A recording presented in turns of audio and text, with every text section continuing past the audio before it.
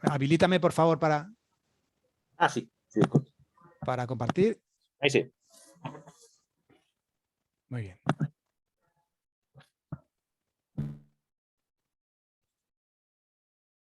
A ver. Yo creo que este es el tuyo todavía. Esta es tu pantalla, ¿no? Ah, no, espera, que tenía, eso es la mía, pero estaba aquí. Perfecto.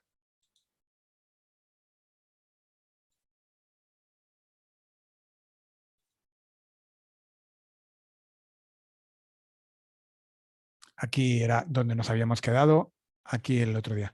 Hola, buenos días, buenas tardes desde España, ¿vale? Y bueno, pues quería continuar un poquito donde lo habíamos dejado el otro día. ¿Os acordáis? Habíamos hablado un poco de la argumentación en debates, de las claves, os lo había explicado, y habíamos hablado del problema que tenemos hoy en día. Yo os había dicho que es fundamental transmitir en un debate y sobre todo en una presentación medianamente científica, transmitir imagen de veracidad, ¿vale? No es tan importante transmitir imagen veracidad como que no se transmita la posibilidad de que no se esté diciendo la verdad.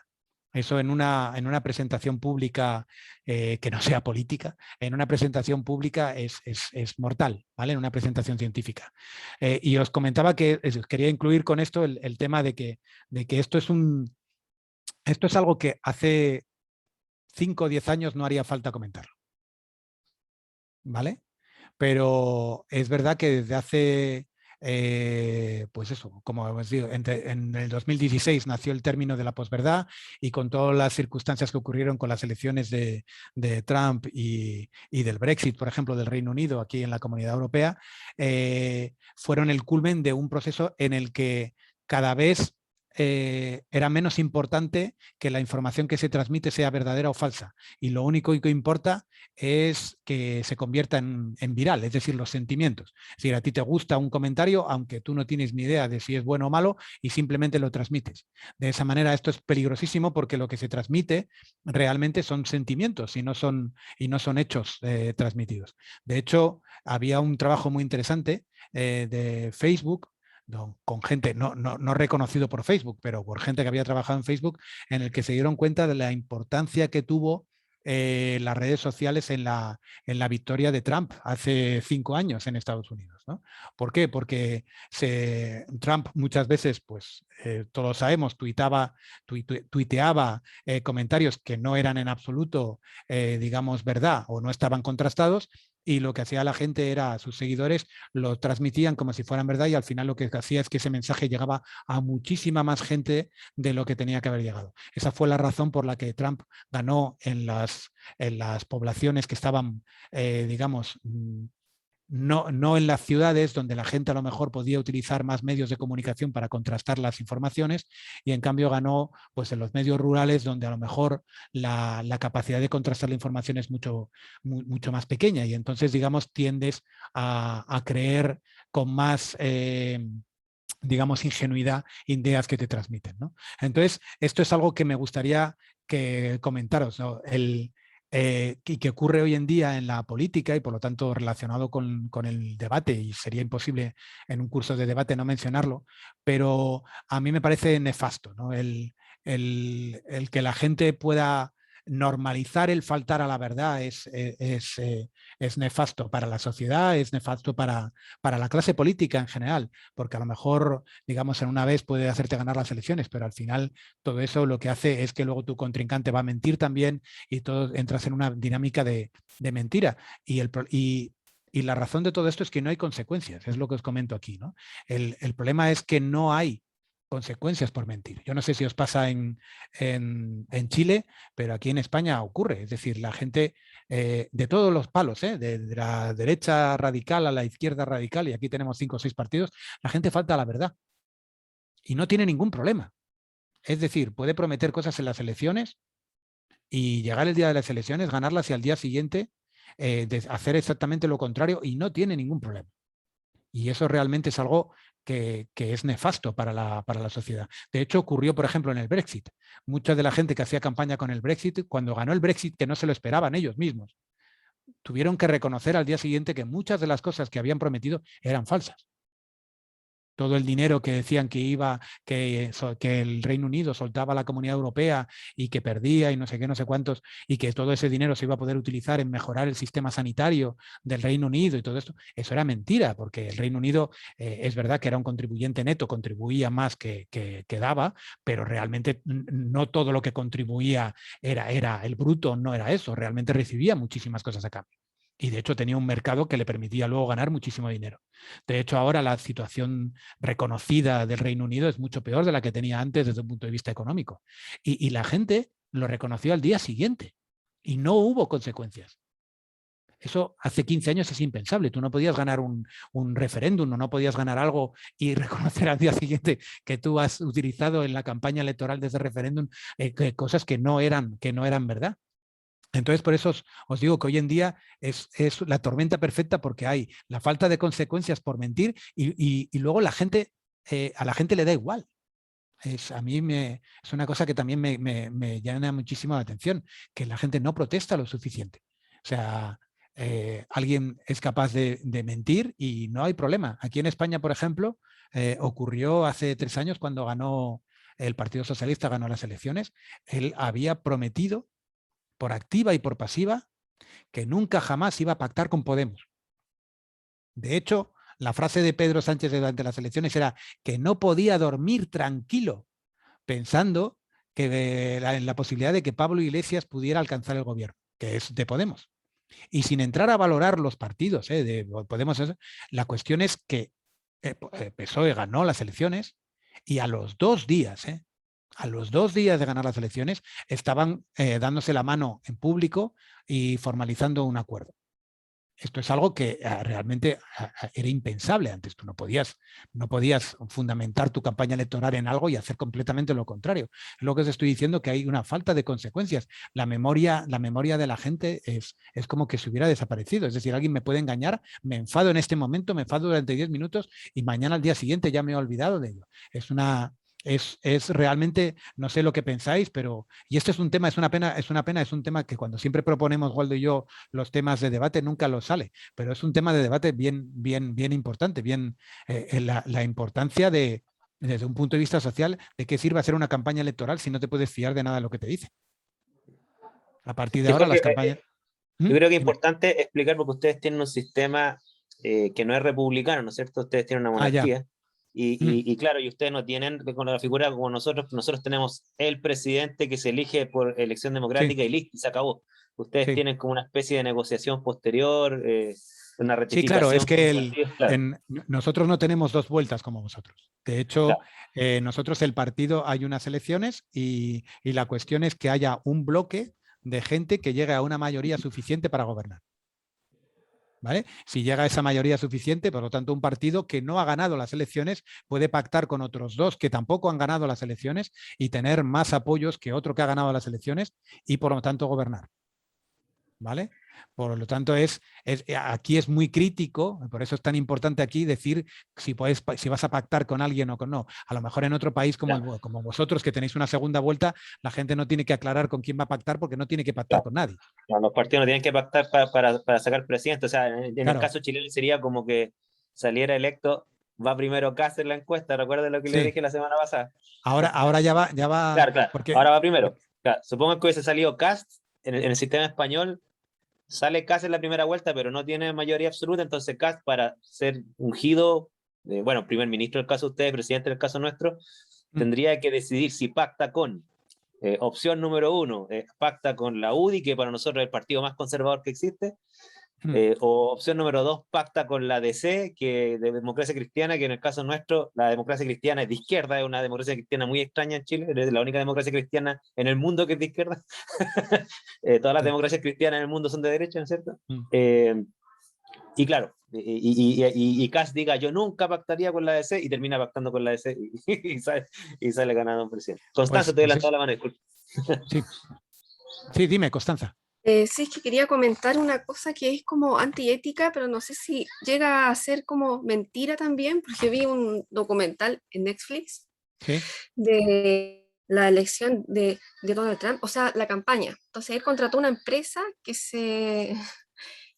que manipulaba el Big Data como la información que publicaba la gente en redes sociales, y utilizaba esa información a favor de la campaña de Donald Trump, poniendo, por ejemplo, cosas que le gustaban o estuvieran como del gusto de las preferencias de esas personas. Entonces, una manera Sí. de manipular también la información, no derechamente mentira, pero sí se manipula mucho la información personal de la gente para que a uno le caiga bien Sí, ese... es decir a la gente lo que quiere oír en cada momento. Entonces, ese. es lo que era, sí, esa misma compañía me parece que también trabajó con los del Brexit en Reino Unido. Es la misma compañía que se basa en eso, en una utilización del Big Data para digamos, utilizar y mandar que el presidente o el candidato mande los mensajes adecuados en el momento adecuado, aunque luego no vaya a hacer ese mensaje, pero ese mensaje va a recolectar determinada gente y lo va a tirar para adelante. El utilizar ese tipo de empresas a mí no me parece desde un punto de vista, no me parece falta de ética, es decir, a mí lo que me falta, o sea, utilizar gente que sea capaz de analizar el Big Data y te diga a ti cuáles son los sentimientos de la gente para que tú adaptes tu campaña y que tu campaña, digamos, refleje lo que la gente quiere y que luego tú lo hagas. El problema es que luego tú lo hagas, es decir, que a ti esa gente te diga lo que la gente está deseando en las redes sociales, está bien. El problema es que Trump recogía eso y luego no lo utilizaba. O sea, luego no lo hacía, era sistemáticamente mentira. O simplemente difamaba al contrario y ya está. Tú coges, difamas y Profe, como pero ¿no es antiético que las personas no sepan eso? el manejo de la información, yo no tengo muy claro o sea, yo lo que veo falta de ética es el que manipula la información y miente. El que dispone la información para, en función de la información, estudiarla y actuar en consecuencia, para mí eso no tiene una falta de ética. Es decir, yo contratar a una empresa para que me estudie las corrientes de opinión y que me diga en cada momento qué es cosas, yo puedo asimilarlas a mi discurso si esas cosas son compatibles con lo que yo quiero hacer y no me hacen mentir. ¿Me entiendes? El problema es cuando yo voy a coger esas cosas en el momento de la campaña electoral y las voy a decir, pero luego no las voy a hacer. Eso es lo que me parece falto de ética. Pero hoy en día las redes sociales están para eso, es decir, estudiar las reacciones en las redes sociales y actuar en función de lo que es trending topic en las redes sociales en cada momento, pues bueno, es, digamos, utilizar los recursos que hay. La cuestión es utilizarlos de una forma ética. Utilizarlos no me parece falta de ética. Lo que me parece una falta de ética es utilizarlos para mentir, ¿vale? Simplemente para manipular a la gente, ¿vale? Es complicado. ¿Ves? Por ejemplo, es un tema de debate muy, muy importante, sobre todo porque estamos hablando de una cuestión que es completamente nueva y que no está legislada en ningún país. O sea, este tipo de utilización no está legislado porque es tan nuevo que no está legislado. Y que además ahí es complejo porque es el manejo de información que muchas veces es privada. Es decir, estas empresas tienen acceso a compañías, a redes sociales y cogen los datos de los usuarios sin pedirle permiso a los usuarios. Y eso es lo que es falta de ética. ¿Me entiendes? Aquí hay muchas cosas que son falta de ética y otras que no lo considero tanto. Claro, Pero a eso yo me refería, como a la utilización de esa información sin la sí, autorización de la persona. entonces ahí evidentemente sí que es una falta de ética. Si tú, digamos, pirateas Facebook o le compras a Facebook esa información, entonces eso sí es una falta de ética clamorosa, ¿no? Incluso eso sí que probablemente esté penado. Pero lo que pasa es que es muy difícil de demostrar. Y eso es lo que estoy diciendo, que hoy en día esto hace que, no sé si os pasa a vosotros, que es que tú escuchas un debate, escuchas cualquier cosa y te resulta muy difícil creer nada. ¿Por qué? Porque ya como estás tan acostumbrado a que la gente mienta, estamos normalizando la mentira. Entonces, al final, pues bueno, si miente, esto antes no pasaba. Ujú. Y no pasaba sobre todo porque, bueno, nosotros somos del mismo palo y los países latinos, digamos, hemos normalizado la mentira con mucha más tranquilidad que los países sajones, pero esto ahora ocurre en los países sajones, que antes no ocurría. Antes la mentira en un país sajón era algo que estaba muy mal visto. O sea, era alguien que le habían pillado por mentir, tenía que dimitir inmediatamente de su cargo. Ahora no.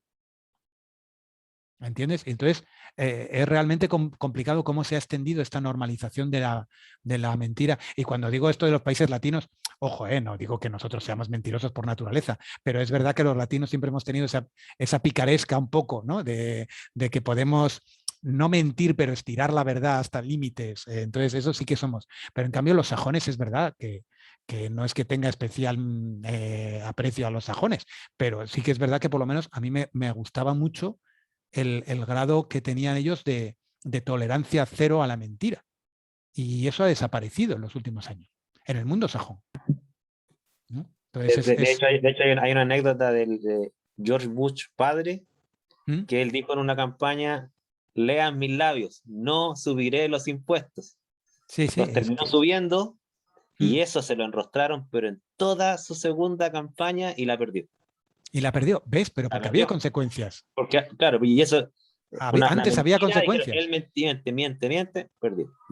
Y hasta si tú le cogías a alguien la mentira, era mentira y perdía. Ahora no.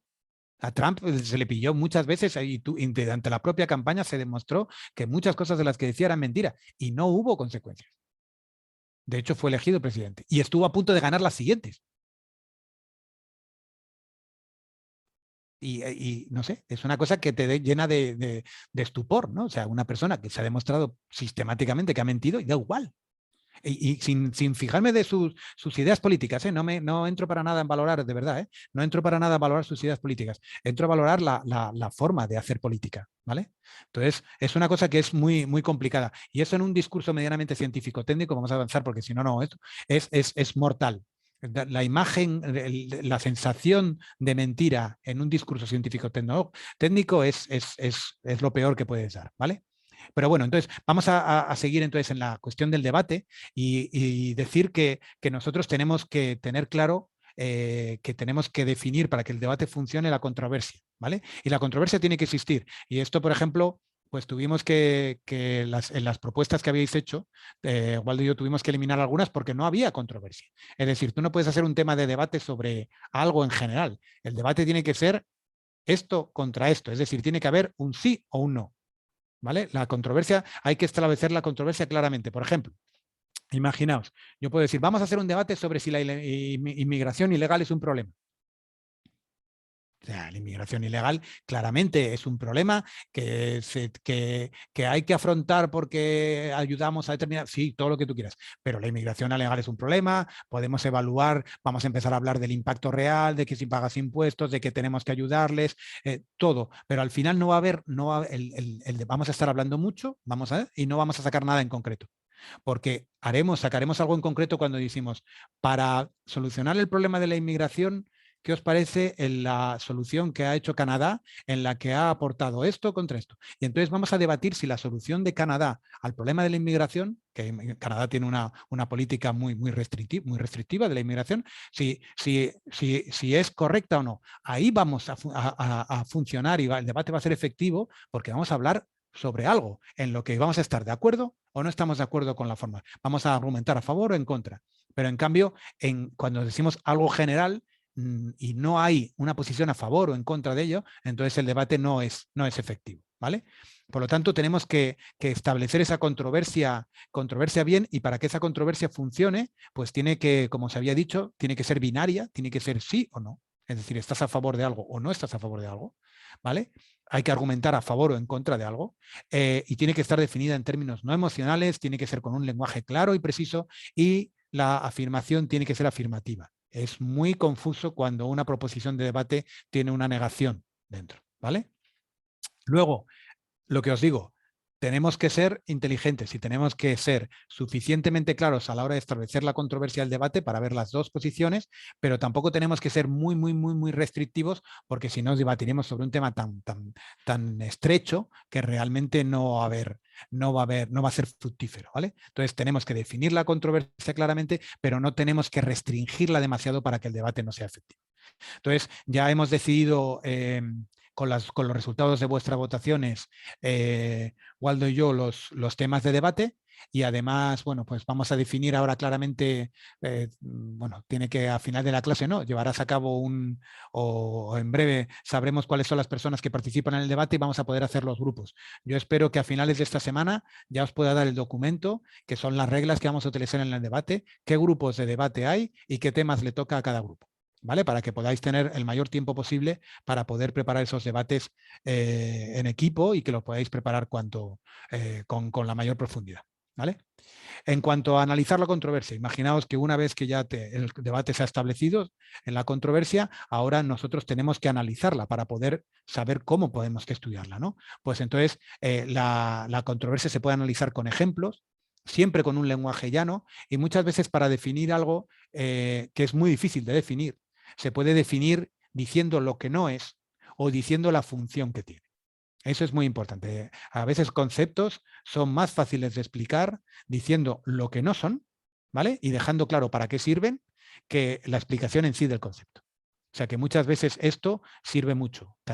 La comparación, bueno, evidentemente dar ejemplos, ¿no? Pero dar la función y decir lo que no es muchas veces muy importante a la hora de clarificar la controversia en un debate, ¿vale? En cuanto a la exploración del tema, cuando ya queremos empezar a prepararlo, pues tenemos que comenzar con la adquisición de información general y luego, bueno, pues tenemos que desarrollar las líneas específicas.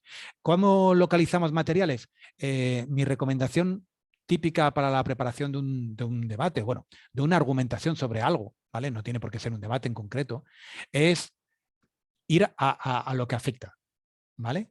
Es decir, si yo estoy argumentando, por ejemplo, como el tema anterior, ¿no? Sobre la inmigración y sobre la política migratoria. Bueno, pues evidentemente, si yo quiero saber un poco temas sobre ello, voy a poder buscar en cuestiones generales, pero también es muy importante saber quién se beneficia sobre la afirmación y quién se beneficia sobre la negación.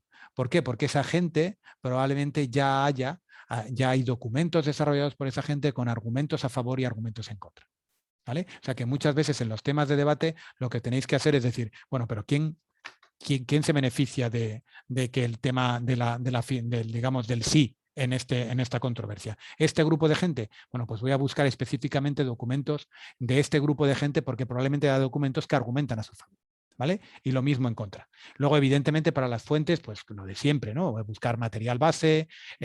Yo nunca utilizaría, que es lo que solemos hacer todos, y nunca utilizaría Internet al principio, ¿vale? Internet es como os había dicho antes, es una fuente de la otra clase, es una fuente de información brutal, es increíble la información que está accesible, pero es muy difícil discriminar la calidad de la información que hay.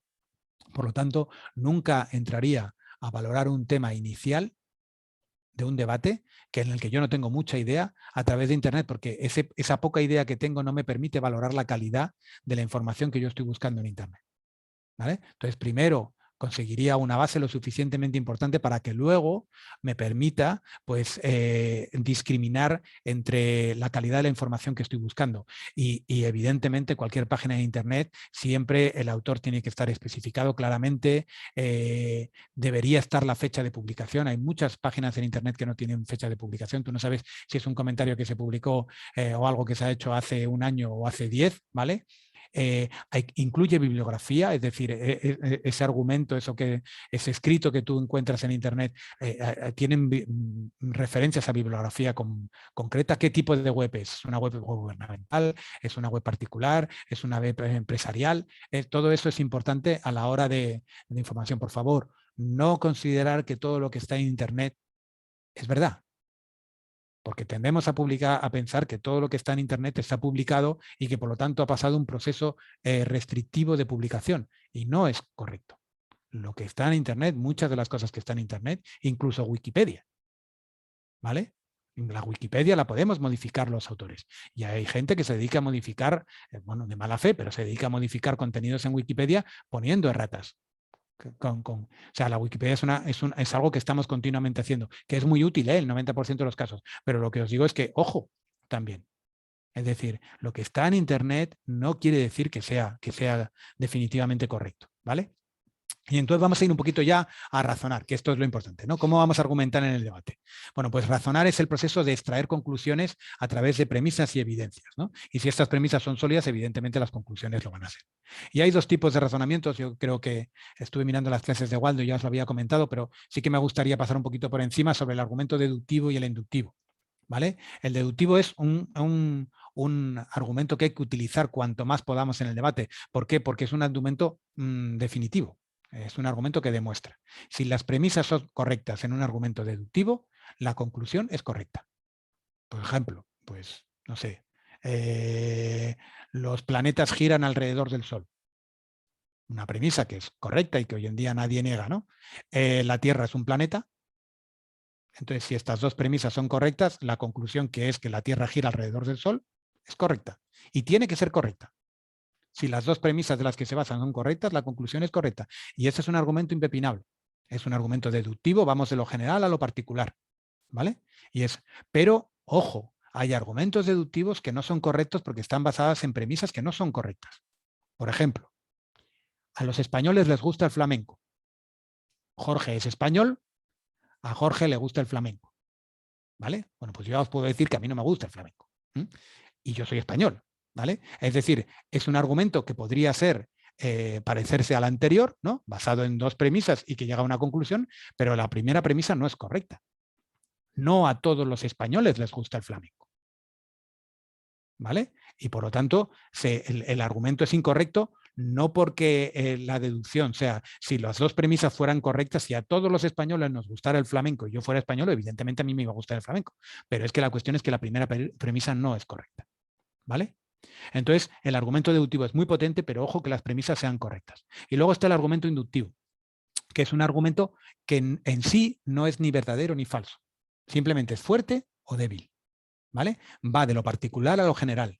Y evidentemente, al ir de lo particular a lo general, cuanto más detalle des tú en lo particular, más fuerte será la generalidad que haces, ¿no? La conclusión que haces.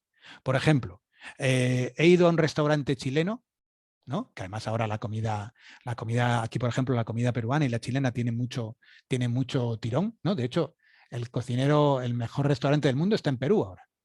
Ya sé que no es Chile, pero digamos, pero sí que tenéis una parte de vuestra comida, algunos platos sí que compartís con Perú, ¿no? O me estoy arriesgando mucho y no Sí, sí, sí, tenéis nada que ver, ¿no? sobre todo algunos tragos derivados del limón y todo eso. Y en el norte incluso hay comunidades que ni siquiera son realmente peruanos-chilenas, sino que se le llama atacameños, por ejemplo, así como que Sí. abarca parte de Perú y Chile. Sí.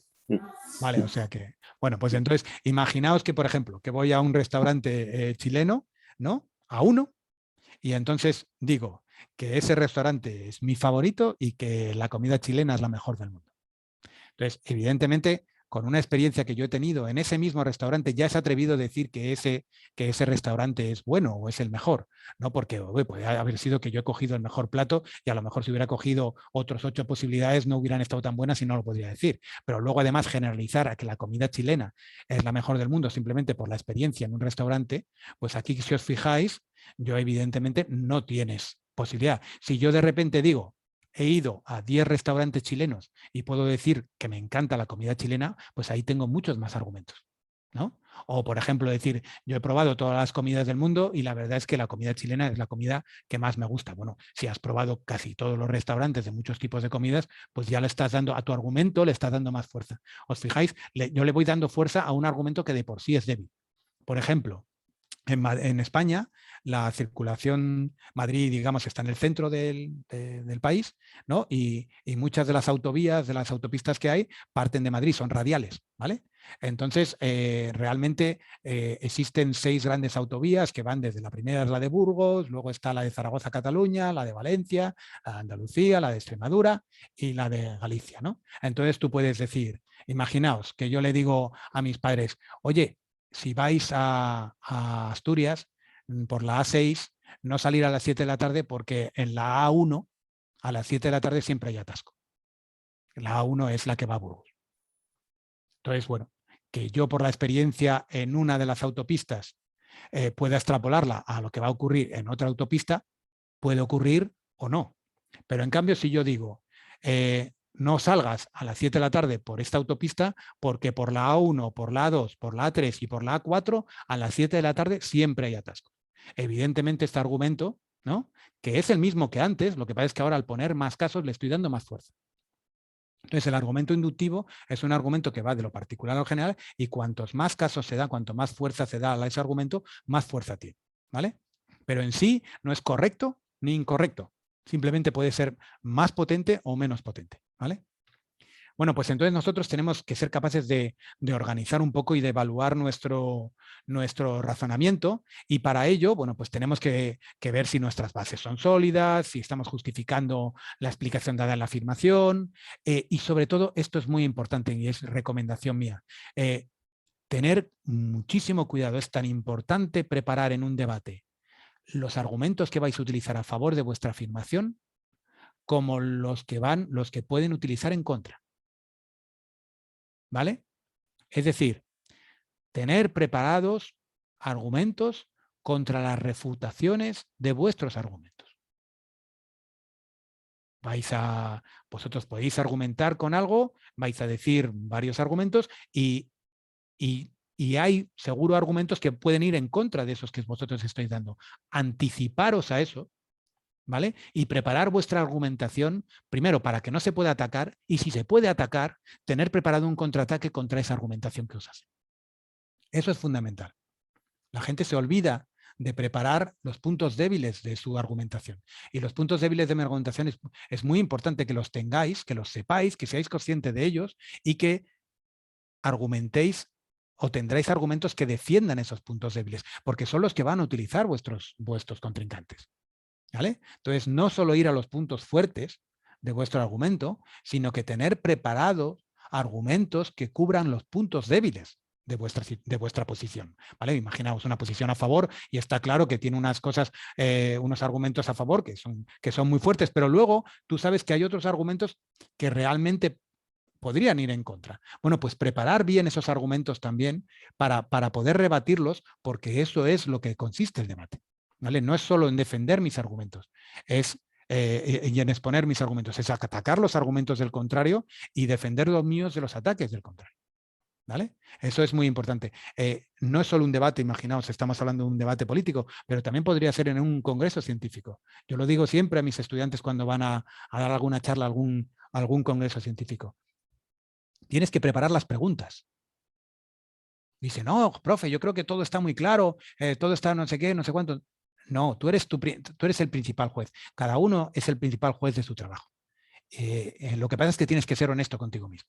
Si tú eres honesto contigo mismo, tú te das cuenta de los puntos débiles que tiene tu trabajo, que siempre tiene puntos débiles.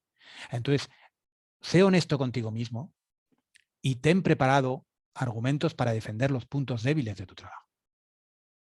Para minimizarlos, si es el caso, ¿vale? O para explicarlos, si no se pueden minimizar. Pero tener argumentos. No hay nada peor que en un congreso científico alguien le recalque un punto débil a alguien, a un orador, y ese orador tenga que improvisar una respuesta porque no lo había pensado antes. Si alguien que está escuchando tu charla por primera vez es capaz de encontrar un punto débil y tú que has trabajado en ello no has visto ese punto débil, es que no has trabajado mucho en ello. Tú, como la persona que es experta en un tema y está preparando una presentación, es perfectamente consciente de los puntos débiles que tiene. Y esos puntos débiles hay que prepararlos tanto como los puntos fuertes. No, igual que os digo una cosa, os digo otra. No hay nada peor en una charla que a alguien le hagan una pregunta y no sepa responderla, ¿vale? Porque le han cagado un punto débil. Y no hay nada mejor que una respuesta que pueda ser agresiva, intentando recalcar un punto débil de un trabajo y que el orador la tenga preparada y la responda perfectamente. Eso le da una fuerza al final a la presentación científica o lo que sea, brutal. Y eso es imposible improvisarlo. Pero lo que pasa es que si el orador ya se esperaba esa pregunta, ¿vale? Porque es un punto débil que él es consciente de él, se esperaba esa pregunta y la tiene preparada, entonces su respuesta será convincente para la audiencia, que es lo importante. ¿Vale? Entonces, tener en cuenta eso, preparar argumentos a favor, pero también tener en cuenta los argumentos en contra y tenerlos tan bien preparados como los argumentos a favor, ¿vale? Entonces, en cuanto al razonamiento y a los tipos y test de razonamientos, pues que son todos normalmente razonamientos inductivos y por lo tanto su fuerza depende de cómo lo hagamos, ¿vale? Pues hay varios tipos. Por ejemplo, está el razonamiento con ejemplos, en el que, bueno, pues aquí la cuestión es si el ejemplo que estamos poniendo es un ejemplo relevante. Normalmente se escogen buenos ejemplos y el ejemplo va a ser siempre relevante. Pero lo que se va a atacar cuando tú estás argumentando con ejemplos es que el número de ejemplos que tú pones son casos aislados. Digo, es que usted, claro, me está poniendo este ejemplo, pero eso es un caso aislado. ¿Cómo sé yo que eso es la generalidad? Entonces, cuando tu argumentación está basada en ejemplos, es bueno que recurras a autoridades, a estadísticas, ¿vale? Por ejemplo, por eso en los juicios la gente pues llama a declarar a expertos, ¿vale?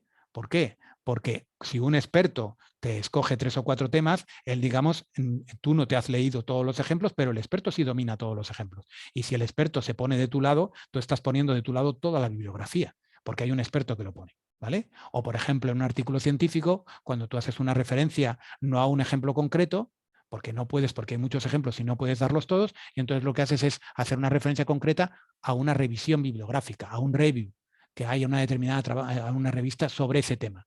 Entonces, en vez de tener que estar haciendo muchas referencias, al hacer una referencia a una referencia que acumula muchas referencias, estás, digamos, poniendo mucha fuerza en tu razonamiento, ¿vale? O sea que muchas veces no es una cuestión de la relevancia de los ejemplos, sino es una cuestión de que esos ejemplos sean suficientes, como antes os había dicho con la radial, es decir, que tú me pongas como ejemplo que hay atascos aquí para decir que aquí va a haber atascos, pues bueno, si me pones ejemplos de que hay 5 que hay atascos a esa hora, pues es fácil asumir que en la otra radial también va a haber atascos, ¿vale?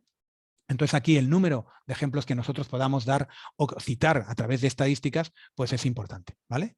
Luego también tenemos que ver que los ejemplos, el periodo de tiempo, que se ajuste al tiempo que queremos, ¿eh? Ojo, que un ejemplo ahora y hace 15 años puede, y sobre todo desde un punto de vista, por ejemplo, científico, que evoluciona todo tan rápido, puede que no se pierda la relevancia, ¿vale? Y luego, bueno, pues que los ejemplos sean representativos y como siempre, que vuelvo otra vez al argumento anterior que os estaba comentando. Buscar ejemplos para vuestra argumentación, pero buscar también si hay ejemplos en contra de la argumentación. Y preparar ese tipo de ejemplos, para que si los utiliza tu contrincante, tú puedas atacar esos ejemplos porque ya los has preparado. ¿Entendéis? No solo tienes que defender lo tuyo, o sea, no solo tienes que dar lo tuyo, tus argumentos, tienes que defender los argumentos que van en contra, porque esos son los que va a utilizar el contrario. ¿Vale? Si tú los tienes preparados, primero te vas a poder defender, segundo incluso vas a poder atacar los argumentos del otro porque son los ejemplos que va a utilizar el contrincante. Entonces tú tienes que ver y demostrar claramente que esos argumentos que están induciendo a lo contrario no son buenos ejemplos por las razones esta y esta, ¿vale? Pero si lo tienes preparado lo puedes hacer. Si no lo tienes preparado no lo puedes hacer. Entonces al final, si os fijáis, la preparación de un debate es trabajo, es mucho trabajo, ¿vale? De una presentación. Igual que a mí también, eso también con mis estudiantes me ocurre. Cuando me dicen, he preparado la presentación, profe. Entonces, cogen y entonces eso quiere decir que han acabado las diapositivas. Pero preparar una presentación es mucho más que eso. Preparar una presentación es preparar todo lo que os estoy comentando.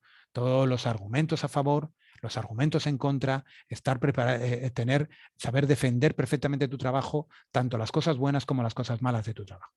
¿Vale? Va mucho más allá de preparar simplemente las diapositivas y lo que vas a decir, sino hay 5 minutos de preguntas, pero esos 5 minutos de preguntas son claves. Yo he visto auténticas charlas buenísimas, de 40 minutos se acababa la charla y decir, qué charla más buena. Y de repente una pregunta posterior, en 1 minuto, destrozar la charla. Porque el orador no supo responder a esa pregunta. Y lo contrario, he visto charlas bastante malas porque el orador era mal orador, pero en cambio he visto que se defendió también en las preguntas. De hecho, las preguntas le ayudaron a explicar muchas cosas que no supo explicar durante la presentación. Y yo he visto mucha gente que en las preguntas ha levantado charlas que eran realmente malas. ¿Vale? O sea, que no despreciéis, aunque ese momento de las preguntas, ¿vale? En una presentación, porque es muy importante. Ahí es donde podéis luciros o no. Luego está también otro tipo de razonamiento, el de ejemplo, luego está el de analogía, ¿no? Consiste en una comparación entre dos hechos similares y lo que vale en uno, pues puede valer en el otro.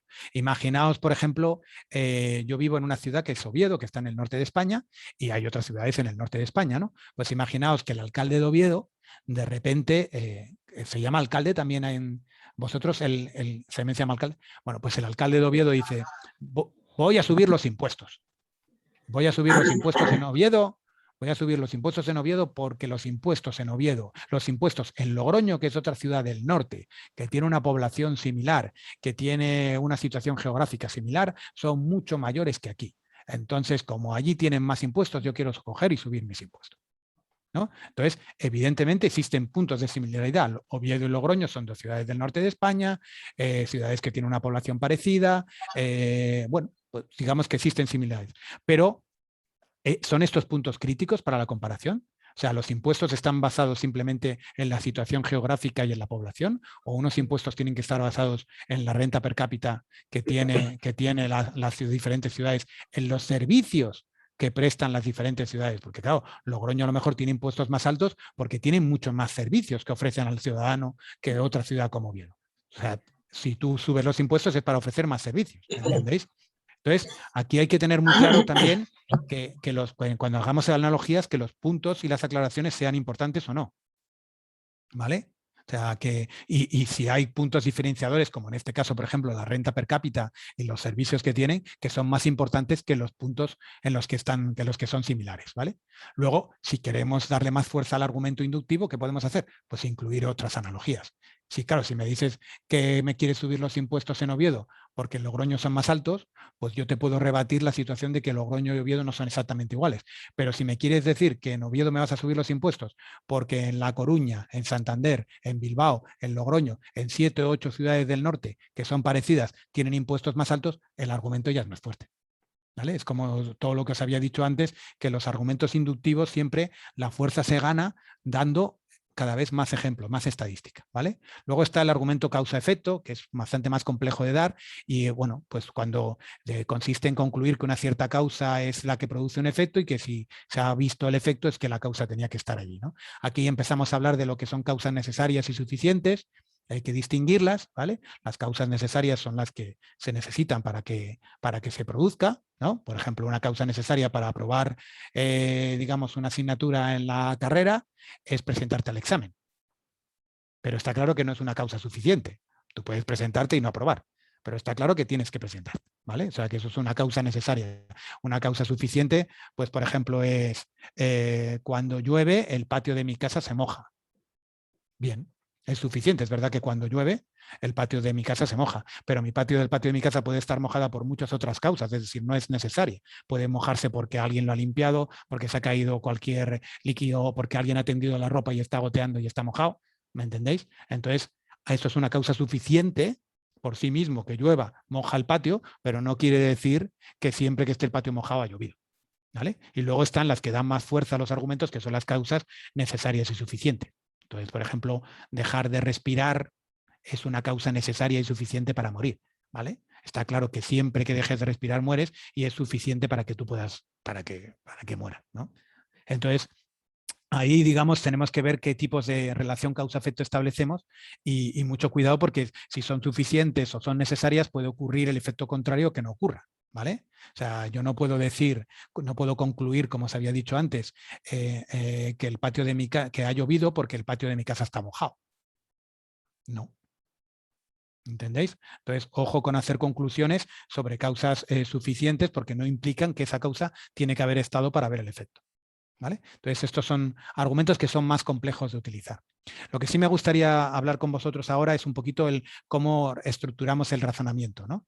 Entonces, una vez que construimos el razonamiento en el debate, pues nosotros tenemos que reunir la información, como os he dicho antes, tenemos que regir los argumentos. Otra vez voy a ser muy pesado a lo largo de mis clases, pero otra vez vamos a coger tanto los que sirven para respaldar directamente mis argumentos, ¿vale? Como los que los cuestionarán, porque eso me permitirá estar preparado para cuando me cuestionen, ¿vale? Y también para cuestionar la otra posición. Luego, aportar evidencias. Evidentemente tengo que buscar aportando evidencias, ejemplos, lo que os había dicho, para dar más fuerza a mis argumentos, que la mayoría van a ser inductivos. Y luego determinar un orden de exposición, que el orden puede ser cronológico, espacial, el causa-efecto, el problema-solución, o hoy en día se utiliza mucho, sobre todo en política, lo que es la secuencia motivada, ¿vale? Donde lo que son 5 pasos, se llama la atención sobre un problema, se plantea una necesidad, luego la posibilidad de resolverla satisfactoriamente, evidenciar las consecuencias de no hacerlo, ¿vale? Y llamar a la acción. Por ejemplo, y estos son 2 campañas electorales de 2 partidos completamente opuestos en España. Ya veréis por el color, podéis ver, bueno, por el color, a lo mejor ahí no lo tenéis claro, pero bueno, por las ideas ya lo veréis, ¿no? Entonces, llamar la atención sobre un problema. Madrid está gobernada por una oligarquía, mafia, siempre son los mismos los que gobiernan, no sé qué, entonces estamos llamando la atención sobre un problema. Planteamos una necesidad, ¿no? Hay que cambiar porque seguir por el mismo camino nos llevará a más corrupción. Hay que decir, Podemos como partido, el partido de Podemos puede cambiar esta situación, ¿vale? Si no lo hacemos y si no votas a Podemos, realmente estás soportando esa mafia de gente que está continuamente allí, ¿vale? Y por lo tanto está claro, tienes que votar a Podemos, ¿vale? Pero luego, por otro lado, está lo contrario, ¿vale? También te encuentras al mismo partido que en las mismas elecciones te dice que España es un país que corre el riesgo en convertirse en Venezuela. Que aquí ahora, hoy en día, pobre por la situación que tiene, pues pobre Venezuela, pero realmente lo utilizan como ejemplo de país, digamos, desde un punto de vista político. El PP siempre ha atacado a Podemos por su relación que tiene con Venezuela y, digamos, utiliza la situación actual de Venezuela como ejemplo de lo que puede ocurrir si Podemos llega al poder. Entonces hay una vinculación directa entre Venezuela y Podemos, o por lo menos ellos dicen que la hay, y entonces dicen, bueno, pues ojo, si Venezuela está ahora en la situación en la que está, si Podemos llega al gobierno, que fíjate, ha llegado, y no estamos en la situación de Venezuela. O sea, que al final es lo que os había comentado antes. Aquí se puede decir de todo, que aquí no pasa nada. Entonces, pero fijaos, otra vez lo mismo, ¿no? Llamar la atención sobre un problema. España corre el riesgo de convertirse en Venezuela. Se puede impedir esto o acabar, pues eso, como un país tercermundista, y el PP tiene una solución para evitarlo. Si votas a Podemos te vas a arrepentir porque no cuentan la verdad y al final acabaremos en esta situación, y evidentemente lo que tienes que hacer es votar al PP. Entonces, esto es otro tipo de argumentación, ¿vale? Dejar claro el problema y plantear tú la necesidad y la misma solución, ¿vale? Entonces, ahora nos vamos a ir a, que yo creo que me quedan 20 minutos, que es perfecto, porque vamos a un tema que me gusta todavía mucho más. Estas clases se las voy a pasar a Waldo, ¿vale? Para que dispongáis de ellas y que vosotros podáis preparar también vuestro debate un poco, recordando un poquito las cosas que os estoy comentando, ¿no? Y ahora vamos a la oratoria. Esto sí que es decir, qué consejos os puedo, digamos, dar sobre cómo preparar un discurso y cómo prepararlo desde un punto de vista de guión y cómo prepararlo desde un punto de vista de exposición, ¿no? Eso es un poco denso, pero vamos a discutirlo. Ya veréis que es muy interesante, porque aquí, digamos, cuando estaba preparando este tema, que este tema, por ejemplo, no lo daba en mi curso de aquí de Oviedo, y lo empecé a dar iba a decir el año pasado, pero bueno, el curso pasado, lo empezaba a dar el curso pasado con Waldo, el de oratoria. La verdad es que encuentras cosas que son realmente muy interesantes, ¿no? Y por ejemplo, te dice, que yo he aprendido mucho al hacerlo, te dice, no incluir muchos argumentos en el mismo discurso. Aunque tú tengas muchos argumentos que son buenas razones para convencer sobre tu posición, sobrepasar el número de argumentos va en contra tuya. Primero, porque no vas a tener tiempo suficiente para desarrollarlos. Y segundo, porque al final lo que provocas es una sensación de cansancio, ¿vale? Entonces, si con 5 o 6 argumentos, 6, 7 como mucho, consigues una posición lo suficientemente estable y fuerte en tu posición, no cojas más. Vas a tener esos 6 para construir, digamos, tu discurso, tu argumentación, ¿vale? Empieza siempre con un argumento fuerte, no con el más fuerte, pero empieza siempre con un argumento fuerte. Es muy importante que la primera impresión al principio de tu discurso sea buena. Eso de empezar con argumentos débiles y dejarlos buenos para el final, es verdad que yo os digo, el mejor argumento de todos tiene que ser el último, pero no el más flojo de todos tiene que ser el primero. ¿vale? Yo los pondría, el más flojo los pondría en el medio. Empezar con un buen argumento. La primera impresión que causáis a la audiencia es la que os va a acompañar durante toda la presentación. Si tú dais el argumento que es más dudoso, lo dais al principio, vais a generar duda en la audiencia y es muy complicado que ya quitéis esa duda, aunque vuestros argumentos sean mucho mejores después, ¿vale? Entonces, empezar con un buen argumento al principio. No dejarlo todo para el final. Dejar un buen argumento al principio y acabar con el último tiene que ser el definitivo, porque sería como la conclusión de todo, ¿no? Tiene que ser el argumento más fuerte, pero ese dejarlo para el final, pero no empezar flojo, porque corréis el riesgo de que luego ya no recuperéis a la audiencia, ¿vale? Luego, cada argumento, y esto es importante también, cada argumento debe... a ver, opciones de puntero. Aquí. Cada argumento debe exponerse de forma cerrada. Esta gente que va vinculando un argumento con otro. Y luego, bueno, lo explicaré más tarde, lo terminaré de explicar más tarde. No. Eso es un error, porque la gente se pierde, ¿vale? Cuando estéis argumentando algo, cerrarlo. Si vais a pasar a otra cosa, lo cerráis. ¿Vale? No vincular, podéis hacer que un argumento es la consecuencia uno de otro, pero son cerrados entre ellos, ¿vale? No vincular, que para entender este argumento no necesitas dar el siguiente, porque entonces estás muerto. Si para dar un argumento tienes que hacer el siguiente, entonces es mejor que inviertas el cambio o no lo des. ¿Vale? No poner cosas que lo único que hacen es liar y decir que, bueno, ya volveremos sobre esto. Luego vuelves y cuando vuelves sobre esto la gente no se acordaba de lo que habías dicho. Entonces, aquí generalmente genera incertidumbre más que otra cosa. Es muy importante hacer breves pausas. La pausa, de hecho le voy a dedicar un par de diapositivas, la pausa es importantísima en un discurso, ¿vale? Y luego, también, si os fijáis, y esto también es muy, muy, muy importante, los argumentos en contra, esos que os había dicho que también es importante recolectarlos para defenderte y para atacar al contrario, es bueno incluso poner algún argumento en contra en tu propia argumentación. Fijaos, cuando la audiencia es hostil, es decir, cuando tú veas que realmente están pensando más por el otro lado, el dar argumentos en contra y refutarlos con razones realmente te recomiendan que estés hasta el 25% del tiempo total del discurso. Es decir, casi el mismo tiempo que le vas a dedicar a tus argumentos a favor. Coge argumentos en contra y desmóntalos. Con razones, pero desmóntalos. ¿Vale? Sobre todo cuando la audiencia sabes que está en esa situación. No le tienes que vender lo tuyo, le tienes que convencer que lo que tienen no es lo correcto. ¿Vale? Y entonces le tienes que vender, evidentemente, tienes que decir, como hemos dicho antes con la secuencia motivada, ¿no? Tienes que decir que ellos tienen un problema porque esto no es correcto por esto, por esto, por esto, y luego tienes que argumentar a favor de la solución que tú estás dando. ¿Vale? Y ya os digo, cuanto más escéptico sea el auditorio, más argumentos en contra tienes que sacar a colación durante tu discurso y tienes que rebatirlos. Con razones, Nunca faltes. Ya lo veremos luego. Es muy, muy... Mira, ve, acabo de hacer lo que he dicho que no deberíais hacer. Lo de ya lo veremos luego. Entonces, pero nunca despreciéis un argumento. ¿Vale? Desmontarlo con razones. No despreciar ni al argumento ni a la persona. Eso es una falacia. A la persona que lo sostiene. ¿Vale? Los argumentos se rebaten con razones. No faltando, no con groserías. ¿Entendéis? Eso es muy importante. Luego, lo que os había dicho, reservar argumentos para responder a preguntas o refutarlos del contrario y tener mucho cuidado porque al final la fuerza de tu discurso, como se estaba diciendo antes, está marcada por tu argumento más débil.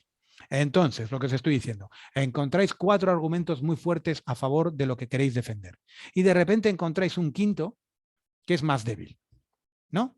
Y dices tú, bueno, mejor 4,5 que 4, ¿no? Siempre sumará. Un argumento débil resta. ¿Vale? Si no es un argumento que está bien hecho y que va a respaldar de verdad lo que estás diciendo, entonces no lo digas, porque lo que va a hacer es quitarle esa sensación de veracidad que os había dicho antes, que es tan importante en un discurso, lo estás quitando con un argumento que es débil. La gente al final se queda con lo peor de tu discurso. Y se va a quedar con todo. Sí, dime. Ay, perdona, Hay una pregunta de Juan Juan. José. Sí, profe, yo tenía una duda con el tema del punto 6, de los Sí, argumentos en contra. sí. Eso uno los tiene que incluir, o sea, por ejemplo, cuando uno está diciendo su argumento, posteriormente que dice su argumento fuerte, ¿no es cierto? Tiene que Sí. ir diciendo los argumentos en contra que uno encuentra en esa búsqueda que usted dijo de los argumentos en contra, o tiene que como que refutar los argumentos que dijo la otra persona. O el Tienes que, contrincante. todo depende de si eres tú el primero que hablas, evidentemente vas a tener que exponer parte de tus argumentos primero, ¿vale? Que era lo que había dicho, ¿no? Al principio empezar con un argumento fuerte, pero que una parte de tu discurso de 3, 4, 5 minutos, ¿vale? Lo que fuera, 1 minuto lo dedicas a decir, y ya sé que, por ejemplo, los contrarios nos van a decir que esto es así por esto, por esto y por esto. Y eso es falso. ¿Por qué? Por esta razón y por esta razón. ¿Entiendes? Y eso, el refutar los argumentos del contrario, de refutar lo que ataca tu argumentación, también es muy importante. ¿Vale? Yo ¿Por qué? creo que tengo un ejemplo, Jorge. Creo que tengo un Dime. ejemplo de eso. A ver, No cuéntame. sé si usted, mira, nuevamente volvamos a las elecciones. Yo creo que uno de los éxitos de Gabriel Boric, por la cual ha punteado casi todas las encuestas, se debe en parte a eso que dice Jorge, que es el punto 6. Bueno, aquí hay una historia, Jorge, que quizás tú no la sabes, obviamente. Sí, que es sí, que, sí, porque después de la clase pasada, este fin de semana me he dedicado a leer muchísimo sobre la política en ya. Chile. Entonces ya sé quién es perfectamente Boric y el Katz, el de la excelente. ultraderecha. Pero mira, Sí, sí. Boric llegó a ser candidato presidencial primero pasando una primaria de la izquierda. Sí. Uh-huh. Y se enfrentó a un comunista que se llama Daniel Jaude, que en términos de oratorio y debate es un maestro, ¿ok? Y tiene una dialéctica, pero casi perfecta desde mi punto de vista. Y así todo, Boric le ganó. ¿Y por qué le ganó, creo yo? Porque cada vez que él hablaba, el argumento de Jaude, que era el mejor orador, él siempre apelaba a un argumento fuerte, pero que se exponía a una refutación que él nunca se hizo cargo. Él decía, hay que acabar con el modelo neoliberal chileno y destruir las bases de este capitalismo que nos tiene así como estamos. Claro, esa frase es un argumento muy fuerte, obviamente. Boric al principio cometió el error de seguir eso, pero después lo matizó. ¿Por qué? Porque ¿dónde lo atacan de vuelta siempre? Le dicen, sí, pero ese capitalismo es el que nos generó prosperidad y somos el país con mejores indicadores de desarrollo humano de Sudamérica. Ese era el contraargumento que le dan a Jaude, y Jaude nunca se hizo cargo de eso. ¿Qué discurso sacó Boric después? Dijo... Preparó algo contra esa argumentación. Claro, contra eso. Dijo, queremos más justicia, más igualdad. Nosotros no queremos acabar con el capitalismo. Queremos darle más justicia. O sea, él ahí utilizaba, cuando él presentaba esto, sí, utilizaba ya preparándose para ese ataque. En el fondo decir, nosotros no queremos transformar esto, queremos darle más justicia solamente. Es exactamente eso que os estoy comentando, ¿no? Y eso lo podéis hacer cuantas más veces mejor. Es importantísimo, al final la fuerza de tu argumentación te lo dan tus argumentos a favor, e igual lo débiles que son los argumentos en contra. Y si tú demuestras la debilidad de esos argumentos desmontándolos, ¿vale? O matizándolos, ¿vale? Por ejemplo, en este caso es una matización. Y él se ha sabido adaptar a una situación en la que estaba claro que iban a seguir dándole por ese lado, y entonces él lo que ha hecho ha sido prepararlo, e incluso ahora probablemente no harán falta ni que se lo digan, ya directamente lo dirá él. Lo ha incorporado a su discurso como una protección contra posibles ataques. ¿Me entendéis? Entonces, eso es precisamente lo que os estoy comentando, el ser consciente de cuáles son las limitaciones de tu argumentación y prepararte. Gracias, Waldo, porque es un ejemplo perfecto para este tipo de argumentación, ¿no? Luego, estos son, digamos, un poco las claves objetivas, pero en el discurso argumentativo también es importante un poco los factores éticos, ¿no? Los argumentos un poco para ganar a la audiencia en concreto. Y aquí es muy importante que tú contactes con la audiencia. Es decir, aquí esto tiene que ver con el Big Data que habíamos hablado antes. Es muy importante tener en cuenta lo que la audiencia quiere oír. No te voy a mentir. Hay que buscar la razón y no hay que mentir. Pero evidentemente, si tú sabes que la audiencia quiere oír unas determinadas cosas, o dilas o cuéntale algo que le parezca lo más parecido a lo que quiero oír. Sería una estupidez no hacerlo. No mintiendo, pero sí adapta tu discurso un poco a lo que la audiencia quiere oír, ¿vale? Destaca las ventajas que repercuten en la audiencia. Los enemigos que tiene la audiencia, haz los tuyos. Hazte un frente común con la audiencia frente a un enemigo común. No hay nada que una más que un enemigo común. Eso ya lo sabéis para todo, en la amistad y todo esto. No hay nada que una más que un enemigo común. Entonces, si tú con la audiencia te buscas un enemigo común y haces partícipe a la audiencia de ese enemigo común, entonces eso es una argumentación muy fuerte, ¿vale? Luego es refutar las propuestas alternativas como poco realistas o faltas de ética. Ojo con lo que os he dicho antes. Está bien refutar lo otro, pero siempre con razones, ¿vale? Y otra vez, apoyarse en corrientes de opinión que sean populares en el momento del discurso. Hay que adaptarse. Tenemos 5 o 6 argumentaciones. Si yo sé que hay 5 de esas 5 o 6 argumentaciones, quiero elegir 2 o 3, vamos a escoger las argumentaciones que mejor se adapten a la audiencia.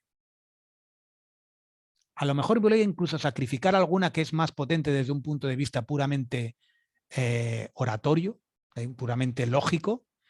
Puedo incluso rechazarla por otra que no sea tan puramente lógica o tan fuerte desde un punto de vista argumentativo, pero en cambio que conecte mucho más con la audiencia. Eso es importante también. ¿Vale? Y luego, lo que os había dicho antes, no apabullar con lo que se sabe. Si con 4 o 5 argumentos eres capaz de demostrar lo que tú quieres decir, no gastes más tiempo. Porque lo único que vas a hacer es aburrir a la gente, liarla y sobre todo utilizar algún argumento que a la audiencia no le guste. Y eso te va a dar a ti debilidad, ¿vale? Entonces estas son las características. Sí, perdón, Constanza.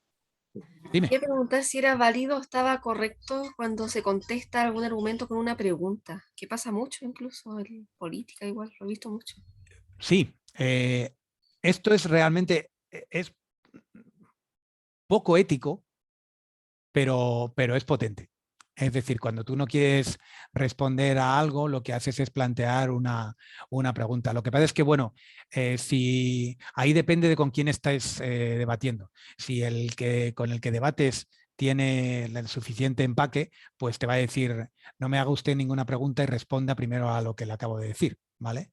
Entonces, eso sí que te lo pueden decir. Pero sí que es verdad que responder con preguntas, ¿vale? Suele ser potente y sobre todo muy útil para llevar al contrincante al sitio donde tú le quieres llevar.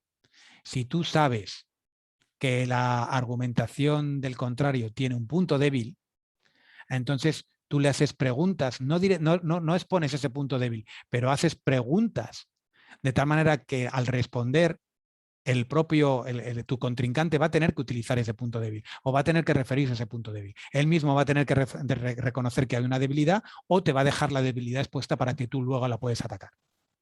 ¿Vale? Entonces, las preguntas son muy importantes para permitir eso, para abrir las defensas de la gente y permitir que se expongan a que sus puntos débiles queden más claros. Sí. En Chile hay dos casos. La pregunta incómoda que le hacen acá siempre. Le dicen, ¿usted cree la igualdad ante la ley? Y él dice, sí, por supuesto. ¿Y por qué está en contra del matrimonio homosexual? Y ahí lo dejan con la disyuntiva de que no puede decir que sí a las dos cosas, ¿no es cierto? Y en el caso de la pregunta incómoda que le hacen a la izquierda le dice, bueno, ¿y qué pasa con los fondos de pensiones que en Chile son privados en este momento? O sea, yo tengo mi dinero en mi cuenta, ya, no lo tiene el Estado. Y le hace la pregunta a la gente de izquierda, a Bori en este caso, ¿y qué va a pasar con los fondos de pensiones? ¿Usted los va a expropiar? No se expropiará nada. ¿Y por qué entonces usted quiere traspasarlo a un sistema de ahorro colectivo? Y ahí tienen que dar una explicación muy larga para tratar de responder eso. Sí, eso es, ya te digo, pero es exactamente lo que os estoy diciendo. Si os fijáis, es intentar destapar el punto débil del contrario con una pregunta. ¿Vale? En vez de es mucho más potente que él tenga que reconocerlo a que yo diga el intentar llevar los sistemas de las pensiones privadas a un sistema público, eso es una expropiación.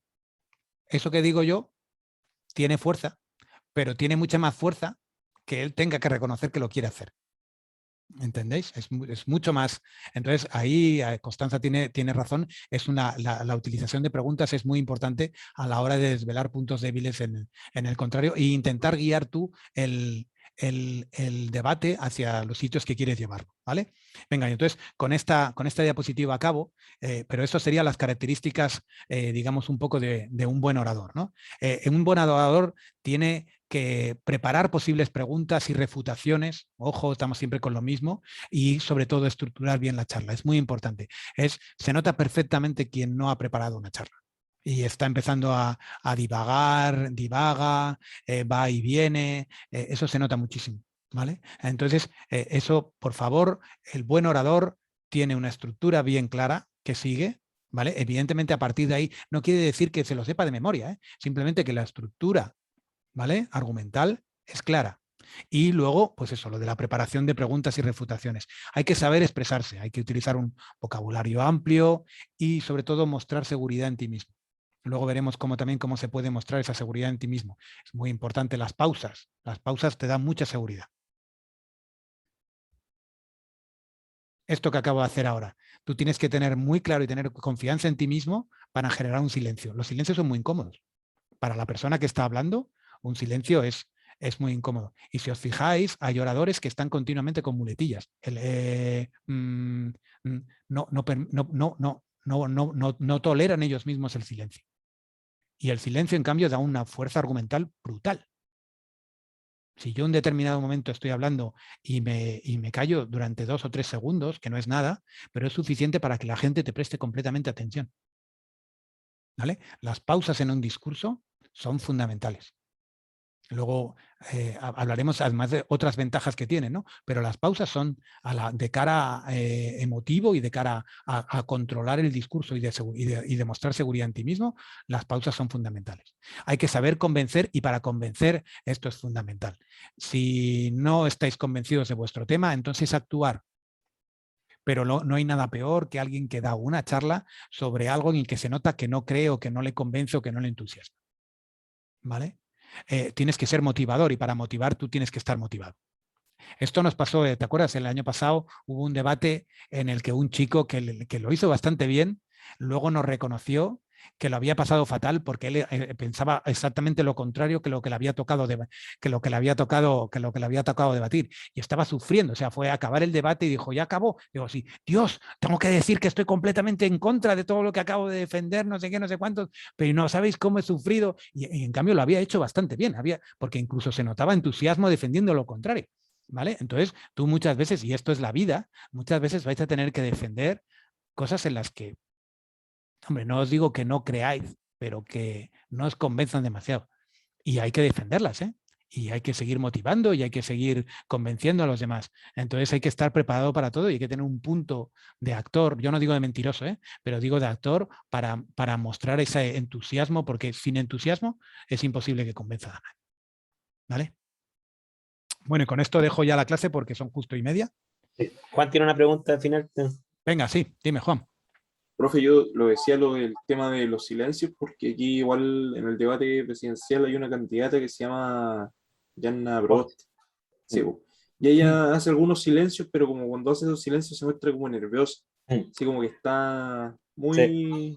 ¿O no, cierto? Sí, se muestra como nerviosa cuando hace los silencios. Pues eso es exactamente, bueno, es una consecuencia directa de lo que te digo. No es lo que te digo, pero es una consecuencia directa. Es que tener un silencio cuando tú eres el orador y que se te note seguro de ti mismo y controlando la situación es complicado, porque todo el mundo te está mirando y todo el mundo está esperando algo de ti. ¿Entendés? Entonces, mostrar claro, ese relajo que dice Camilo en el chat, mostrar ese relajo es un arte, porque es un a veces arte. te sale al revés, digo. Sí, por eso te digo, y más en un sitio, en un debate importante o no sé qué, pero mostrar ese silencio o que de repente parece que estés pensando algo. Eso da una fuerza, aunque yo lo hago a veces, en alguna charla que yo he preparado, al final tienes que venderte. Entonces tú das una charla, tú sabes que te van a hacer una determinada pregunta porque la he preparado, acordaos lo que os he dicho, preparo las preguntas, entonces me la hacen y yo puedo me doy un silencio y dejo a la gente que piense un poco la pregunta que acaban de hacer, ¿vale? Además le estoy dando como más teatralidad al asunto, la gente está prestando atención y en ese momento luego respondes. Y lo único que estás permitiendo es centrar todavía más el foco, ¿vale? En cambio, si no estás seguro de lo que vas a responder, no dejes a la audiencia que piense sobre ello. ¿Entendéis? Entonces, los silencios son muy, muy potentes, pero son difíciles de manejar. ¿Vale? Claro, sí, ya refieres. Pues muy bueno. Entonces, hoy, si ya tengo la lista, ¿me dices entonces, Waldo, si conseguimos mira, los 17? Sí, todas las personas que están acá están en la lista de los 17 que participan, ¿ya? Entonces lo que tenemos que hacer, obviamente falta mucha gente acá, eso sí. Lo que tenemos que hacer es mandar los grupos y que los estudiantes que no están aquí confirmen que van a culminar el ramo, ¿ya? Ahí yo me encargo, porque en el peor de los casos lo que puedo hacer yo es buscar su número de WhatsApp y ya, si no me responden el correo, le mando mensaje directo, ¿ya? Vale. Yo voy preparando entonces el documento y voy haciendo los grupos y los temas de debate que le tocan a cada uno y todo esto, ¿vale? A ver si a finales de semana ya podéis tener vosotros el documento donde vais a tener claro cómo funcionarán los debates, en qué grupo estáis y qué os toca defender, ¿vale? ¿Qué os toca? Es importante eso, ¿vale? ¿qué les toca defender? Porque ustedes no eligen qué defender, muy importante. Y a veces os va a tocar defender algo con lo que no creéis, pero hay que saber argumentar y hay que saber buscar razones a favor y en contra. Acordaos lo que os he dicho, ¿vale? Bueno, pues entonces que paséis una buena semana y ya te digo, a lo largo de la semana os mando entonces el documento con las normas del debate. Que paséis una buena semana. Un abrazo. Gracias, Jorge. Que estés bien. profe. Chao. Chao, profe, nos vemos. Chao. Chao, profe.